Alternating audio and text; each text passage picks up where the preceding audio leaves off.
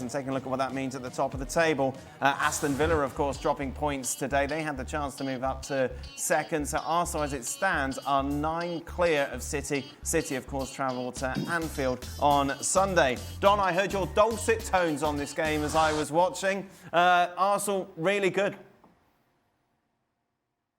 Do you know what? I thought it was a really good game of football. I enjoyed it. I thought Sunderland went there and they went man for man and they got in their faces and tried to stop them playing. I thought Brobby led the run really well for them. I thought Trossard was easily the best player on the pitch. The first goal, high-level football IQ, the way he sucked 2 Sunderland players over towards him. Then the Zubimendi finish. Then in the end, the scoreline flattered Arsenal a little bit. I thought 3 was a tad harsh. But I think you nailed it in your assessment there, Dan. They were professional. They got the job done. They played football when they earned the right to play. They go 9 clear.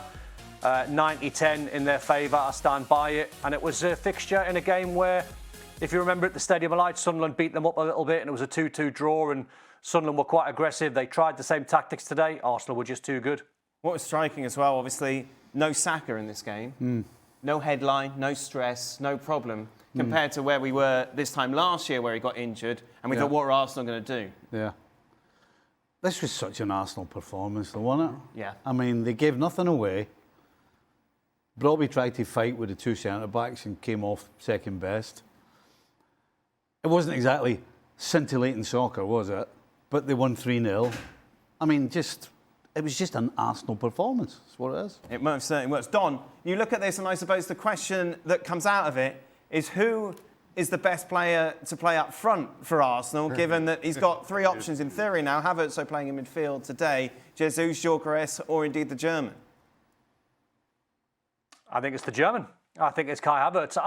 I think it's one of them, you know. I think we sometimes get a little bit bogged down with best 11s. I don't honestly think Nicol thinks he's got a best 11.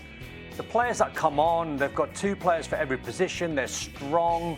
You know, you look at the forward line, it might be a case of you play Jesus at Leeds where it's a little bit, you know, or Gyökeres where you might need a physical centre forward or you might need movement off Jesus. If you're playing against a low block, you might want Havertz because technically he's very good. As you saw today, in the first couple of minutes, he had a chance in the air, which he should have done better of. But I honestly think Mikel Arteta can just look at the opposition, not so much look at his personnel and think, right, who's my best player? It's who's best to play against the opposition, and 3 fantastic choices.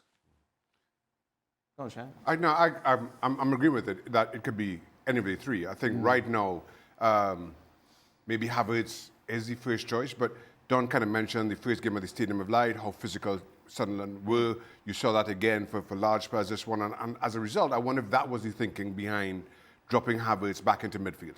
Just to give that physicality alongside Zubimendi and then leave Gabriel Jesus to kind of run in between centre-backs as he could.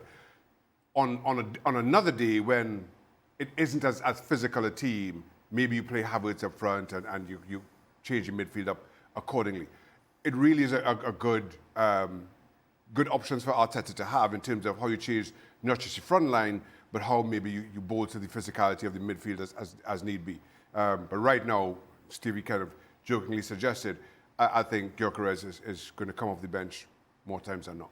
I've got a question, though. Go on, Stevie. Do you want 3 players that, on the face of it and on paper, well, if we're playing against this team, we can play him, and if we're playing against them, we can play... So that all sounds really positive. But the fact is that the reason they bought Gyökeres is because they didn't trust Havertz. They didn't trust Jesus. But now we're talking in terms of how it's great that you've got 3 centre-forwards. But the truth is, you don't know who your best centre-forward is, and that's not good.